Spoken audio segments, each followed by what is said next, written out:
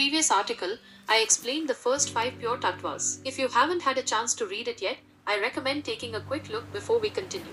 These 5 tattvas are known as the pure tattvas, and they relate to the formation of the cosmos. Today, we'll delve into individuality, that is, atma tattvas. Let's begin with an analogy. It will be helpful to grasp the following tattvas before we explore each one individually. Analogy.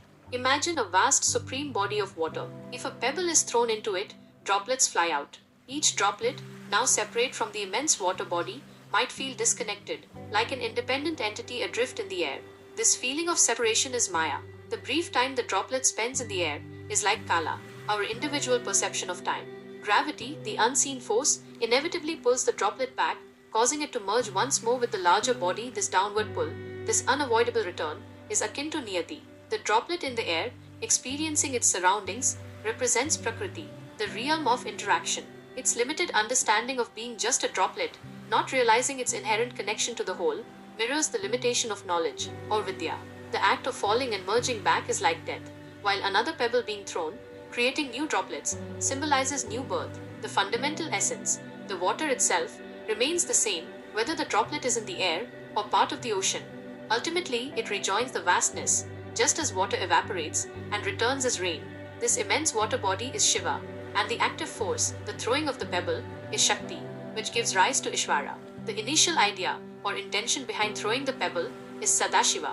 The immediate consequence, the ripple effect, is Shuddha Vidya. And while the droplet exists in its environment, its individual consciousness, the feeling of I, is Purusha. Atma Tattva. After the universe came into being, the same principles that governed its creation also apply to the emergence of the individual. At this stage, what arises is the formless individual, often referred to as the soul or consciousness. Modern science, however, doesn't readily accept this idea of a formless consciousness. The prevailing scientific view is that consciousness is a product of the brain. Yet, science isn't entirely certain about this. In my own observation, consciousness seems to be linked to the brain, but also possesses a degree of independence. Let me illustrate this with an analogy. Imagine two people, A and B, each with a mobile phone. Every day, A speaks to B over the phone, and B hears A's voice through their device. One might argue that A isn't necessary. The phone alone is sufficient to produce A's voice. However, if we look a little deeper, while the phone does transmit A's voice, the phone itself is A's instrument. It acts as a secondary means, not the primary source. The primary source is A. Without A, the phone couldn't generate that specific voice. Even it's not him. In this analogy, the phone represents the brain, and a voice represents consciousness. Me tattva, after the emergence of individual consciousness, atma tattva, even though we are still connected to the universe, this connection doesn't quite serve its purpose if we continue to perceive everything as one undifferentiated whole. So this stage introduces a veil of illusion Maya, which makes us believe we are individual and unique beings, causing us to forget that we all originate from a single source. If we observe ourselves, we are constantly self-centered. We also tend to imagine ourselves in different scenarios, thinking, if I were in that situation, I would do this or that. Even when we watch a movie, we do the same thing. This clearly shows that it's our imagination at play. It's not truly who we are, but rather who we might want to be. Our ego too is a kind of imagined identity that we mistakenly believe is our true self. This illusionary Maya creates the sense of separate individuals and gives rise to all forms of duality, like the two sides of a single coin, where we forget that both sides belong to the same coin. Think of concepts like good and bad, truth and lie, and so on. One might wonder if Kala, as we understand it now, truly exists. It's important to remember that the concept of universal time already came into being with Ishvara Tattva. This stage of Kala Tattva is more about our individual perception of time. That layer of past, present and future that feels so real to us is actually an illusion. Think of it like rolling multiple dice at once. While they're rolling, what we consider the past, present and future are all happening simultaneously. Our lives are similar to these dice. Everything is occurring together. We don't pause life to experience a distinct past, present or future. Just like the dice keep rolling until a result appears, and then another roll begins, so too do birth and death occur within this continuous flow. Actually, the now, as we experience it, isn't really a fixed point for us as individuals. It's more a way for the universe to experience change. Our thoughts are what dissect this flow of existence, categorizing time into years, months, weeks, days, hours, minutes, seconds, and so on. Based on this, we differentiate between the past, present, and future. One more thing to observe is that the past is gone, dead. And the future is not happening, it's just expectations. The present is what's actually occurring. But how long does a single present moment last? It's ever changing. As I said earlier, past, present, and future are classified by our thoughts and imagination.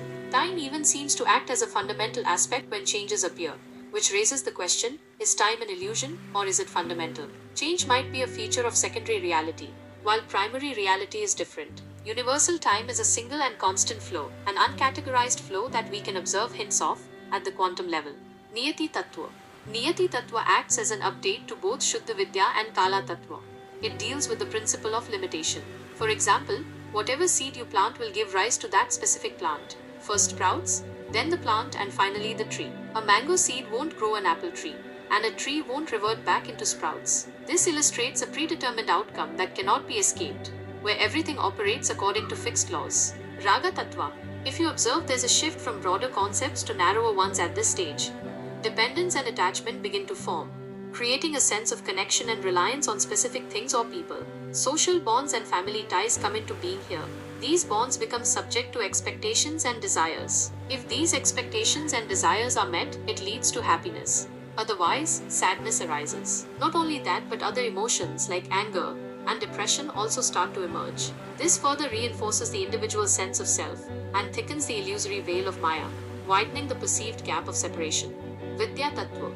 Vidya Tattva is about individual knowledge and, importantly, the limitations of that knowledge. After all the preceding stages, if complete knowledge was simply given to everyone, what would be the point? Whatever we know is still incomplete. Even in science, it's an ongoing process. For example, science first described gravity as a force and then as a curvature of space-time. If you ask whether it's a force or a curvature, the answer is still a subject of inquiry. Similarly, whatever you learn or practice, new questions will inevitably arise. Mystery remains. Mystery knowledge is not enough to resolve it. It deals with limitation of knowledge, is not just lack of knowledge. Vidya Tattva creates a sense of intellectual limitation and also sparks the need to constantly learn and gather information. Here, our perception is shaped by our individual experiences. Since individuality itself is considered an illusion, as discussed earlier, this also adds another layer of separation from a complete understanding. Purusha Tattva. Purusha Tattva marks the completion of individual consciousness, though not yet on a physical level. From this stage onward, Purusha represents the individual center of consciousness, the I, that experiences the world. It's the point of awareness that feels like you and me, distinct from everything else. This individual consciousness isn't the pure, unlimited consciousness of Shiva directly. Instead, it's that pure consciousness that has become associated with and perceives reality through the limitations imposed by Maya and the Kanchukas, like limited time, desire, knowledge, and agency. Imagine pure light passing through colored and distorted lenses. The light is still there, but its appearance is altered. Purusha is like that altered perception of pure consciousness. Key aspects of Purusha Tattva include individuality, the sense of being a unique and distinct self. Limited awareness, consciousness operating within the framework of Maya and the Kanchukas. The experiencer, the subject to whom all individual experiences occur. Feeling of separation, the primary illusion that obscures the underlying unity. So Purusha Tattva is the principle of individual consciousness that arises as pure consciousness becomes entangled with the limitations created by Maya. It's the you that navigates the world, experiences joys and sorrows, and feels like an independent being. Independence is ultimately an illusion, and the true nature of Purusha is still connected to the universal consciousness. Prakriti Tattva. Prakriti represents the unmanifested potential of nature, which becomes the field for all further material evolution and experience. Prakriti Tattva is entirely dependent on Purusha Tattva, arising once individuality is fully developed. It's the stage where unmanifested objective existence begins to manifest within individual consciousness, acting as the crucial link between objectivity and subjectivity. Simply put, Purusha, the I, is the experiencer, and what he experiences is Prakriti. This principle plays a significant role in the further development of the sensory tattvas. While the supreme reality is one, numerous religions arise, all essentially speaking of the same ultimate truth, but through different manifestations. In simple, objectivity can't be experienced without subjectivity. Example: air, water, earth, sky, and fire. It's common to all, but individual perceive uncommonly. The defining characteristic of Prakriti is the equilibrium of the three gunas. Sattva represents purity, light, harmony, and illumination. Rajas represents energy, activity, passion, and dynamism. Tamas represents inertia, darkness, heaviness, and obstruction. Conclusion to the tattvas of individuality. As I already mentioned in my previous article, these tattvas reflect individual perception, as per my observation and understanding. I explained it as above.